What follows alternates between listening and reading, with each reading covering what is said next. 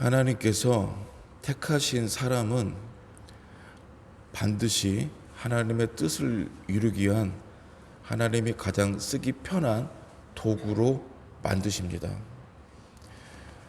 우리가 알다시피 요리사들도 전문 요리사들은 자기가 쓰는 연장 도구가 있습니다.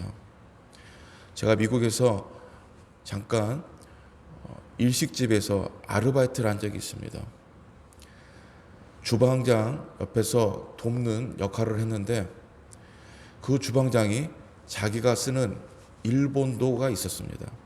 아주 날카롭고 예리해서 잘못하다가는 큰 사고를 칠 수 있는 칼입니다. 한 번은 그 주방장이 열심히 일을 하다가 너무 손님이 많이 와서 정신없이 생선들을 계속 다루다가 자기 손을 살짝 베었습니다.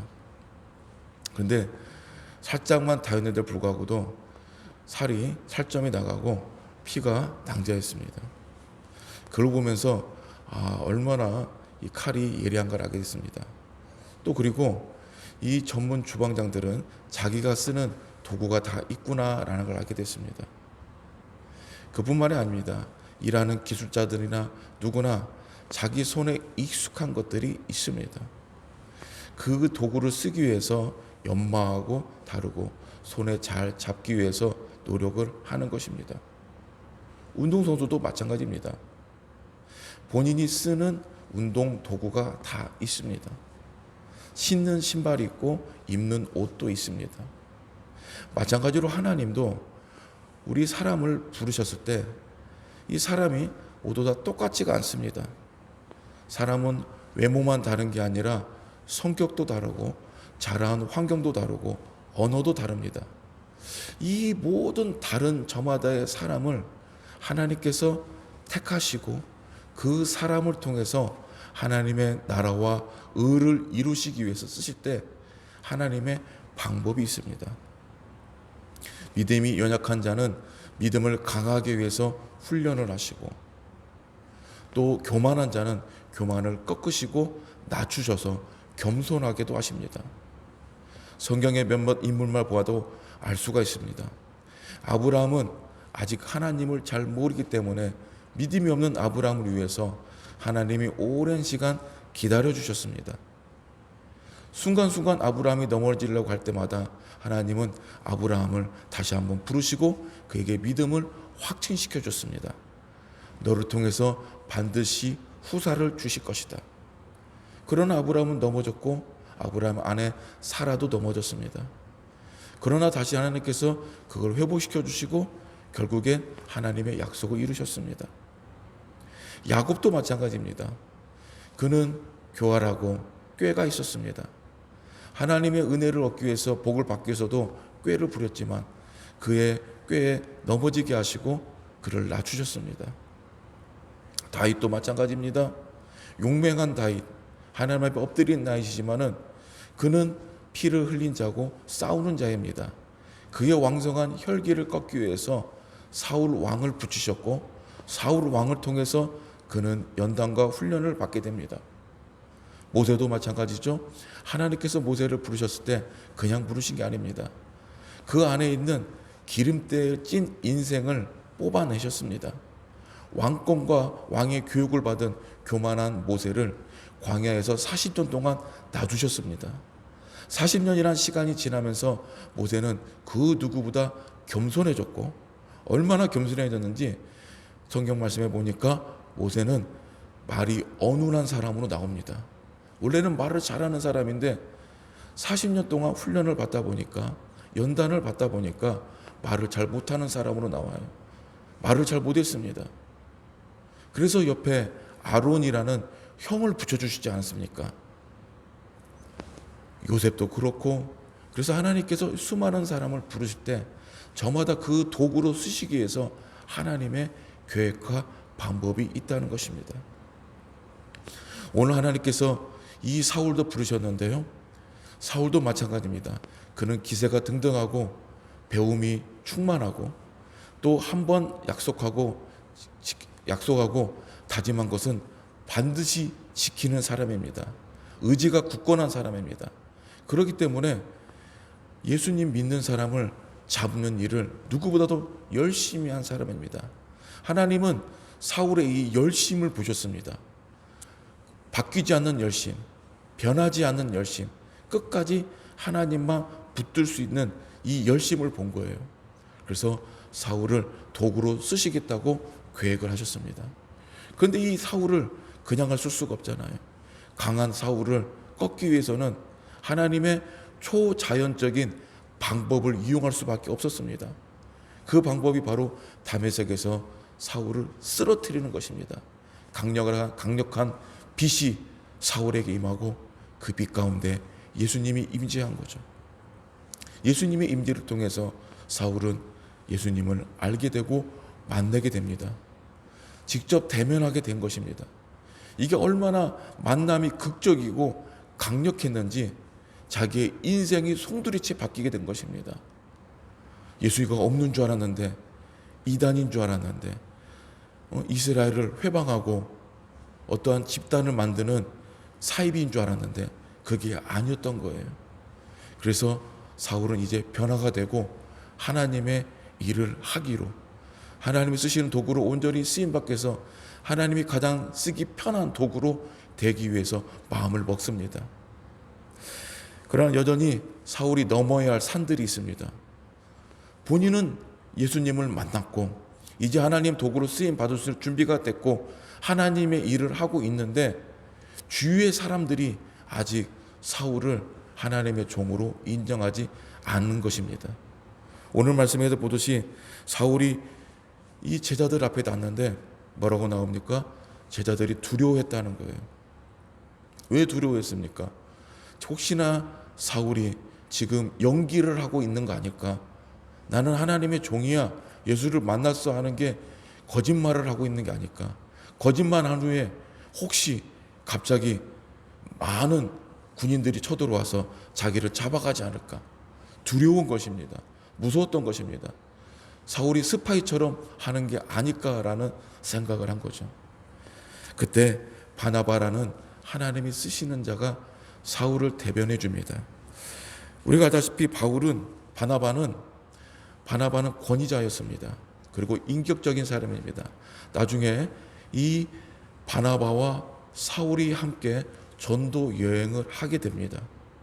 그러나 마가라는 한 청년 때문에 의견인 충돌이 일어나서 바나바와 갈라지게 되지만은, 그러나 바나바와 함께 하나님의 일을 많이 합니다. 여기서 바나바는 사울을 변론해 줍니다. 내가 보니까 사울은 진짜 예수를 만났다. 그냥 만난 게 아니라 아주 강하게 만나서 어느 곳에 가든지 예수 이름을 전하지 않으면 견딜 수 없는 사람으로 쓰고 있더라. 내가 그것을 받고 목격했다. 그래서 여기서 너희들 앞에, 여러분들 앞에 강력하게 사울을 추천한다라고 말을 합니다. 우리가 하나님 앞에 하나님 일을 할 때 제일 첫 번째 되는 문제가 뭐냐면 나를 바라보는 사람들의 시선입니다. 바로 고정관념이라는 거죠. 예수님도 이 고정관념에 부딪혔지 않습니까? 함께 지냈던, 이 나사렛에서 지냈던 그냥 소년이었던 예수가 어느 순간 성장해서 나이 30이 됐을 때 갑자기 그가 금식을 하고 성령과 함께 하나님의 일을 할 때 많은 사람들이 비웃었습니다. 저 사람 요셉의 아들 아닌가? 목수의 아들인데 뭐 갑자기 하나님의 말씀을 전한다는 거야? 천국 복음을 전한다는 거야? 하면서 사람들이 편견이 있었죠. 그래서 그 편견 속에 예수님이 싸워왔습니다. 바리새인들도 마찬가지입니다. 하나님의 아들이 이렇게 마국간에서 태어날 일이 없다. 적어도 하나님의 아들이라면, 적어도 하나님이 보낸 메시아라면 이렇게 초라하게 하지 않을 것이다. 온 세상을 진동하면서 이 땅에 와야 메시아인데 어렵게 저렇게 볼품없는 나사렛이라는 촌동네의 목수의 아들이 어떻게 하나님의 아들이냐. 바로 이 편견 앞에 싸웠던 거예요. 예수님은 그거에 대해서 일일이 대적하거나 항변하지 않았습니다. 묵묵히 자기가 해야 할 하나님의 일들을 수행했습니다. 오늘 사울도 마찬가지입니다. 본인이 겪어야 할 이 부분은 사울의 몫입니다. 사람들한테 누수히 계속 나는 하나님의 종입니다, 이제 변화됐습니다 말할 필요가 없습니다. 그냥 묵묵히 하나님이 쓰시는 도구로 쓰임 받으면 되는 것입니다. 그런데 사울은, 우리가 훗날 이 사울의 신약에 있는 바울이 쓴 이 신약 말씀에 보면은 자기를 계속 변론합니다. 나는 그리스도의 종이고 하나님의 부름받은 사도입니다. 그리고 또 오늘 말씀에 보니까 이 사울이 하나님의 말씀을 전하는 것에 대해서, 예수 그리스도의 부활과 예수 그리스도의 복음을 전하는 것에 대해서 주위에 나오는 반응들을 보면은 똑같이 스데반과 있었던 사건과 마찬가지로 사울을 죽이려고 합니다. 그의 입을 막으려고 합니다. 근데 스데반의 사건과 다른 게 있습니다. 스데반은 담대히 하나님의 말씀을 전하고 바로 순교를 당했지만은, 사울은 아직 하나님이 더 쓰셔야 하는 계획이 있기 때문에 이 죽이려는 수많은 계획과 모략에서 하나님이 그때마다 건져주십니다. 이 말씀 보면은 살고 죽는 것은 여전히 하나님의 손에 있다는 것입니다. 내가 살려고 노력해도 하나님이 그 손을 놓으시면 죽을 것이고, 내가 죽든 말든 상관없이 죽기 위해 각오해도 하더라도 하나님이 그 사람을 여전히 살리시면 산다는 것을 볼 수가 있습니다. 이 고통과 핍박이 심하니까 주위에 있는 제자들이 혹여나 사울이 죽을까 봐 그를 가이사라로 데려가고 다소라는 지역으로 피난을 시킵니다. 여러분, 오늘 말씀에서 주는 교훈이 두 가지가 있습니다. 첫째는 우리가 하나님 앞에 회심하고 하나님의 일을 위해서 나아갈 때 이 변화된 그 하나님의 사역의 열매를 빨리 기다려서는 안 됩니다. 내가 기도를 했는데, 내가 선행을 베풀었는데, 내가 하나님이 보시기에 가장 기쁜 일을 했는데 왜 삶이 변하지 않을까? 왜 저 사람은 변하지 않을까? 왜 이거는 응답이 되지 않을까? 조급할 필요가 없습니다. 하나하나 기다리다 가면, 하루하루 기다리다 보면 하나님의 때가 됐을 때 합당한 열매가 반드시 오게 되어 있습니다. 또 두 번째로 우리가 볼 수 있는 하나님의 말씀은, 그리고 하나님의 약속을 위해서 우리는 기도하는 것을 멈추면 안 됩니다. 지치면 안 됩니다. 끝까지 그 믿음을 붙들고 나가는 것입니다.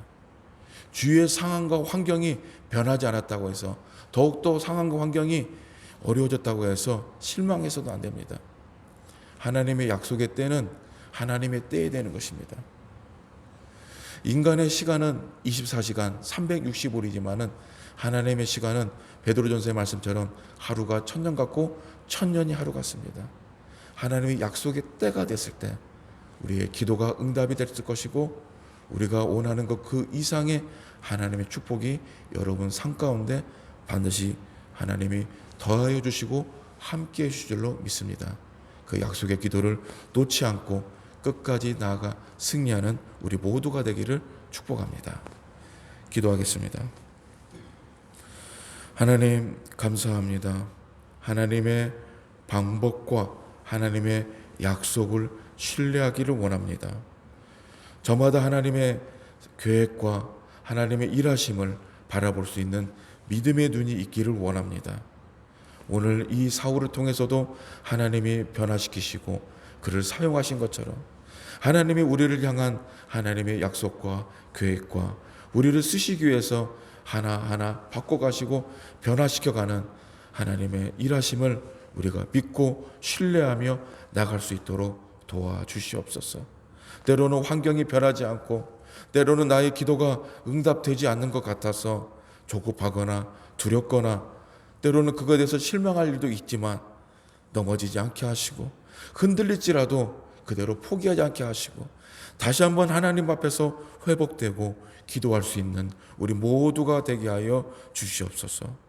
오늘도 하나님의 믿음의 교우들을 위해서 기도합니다.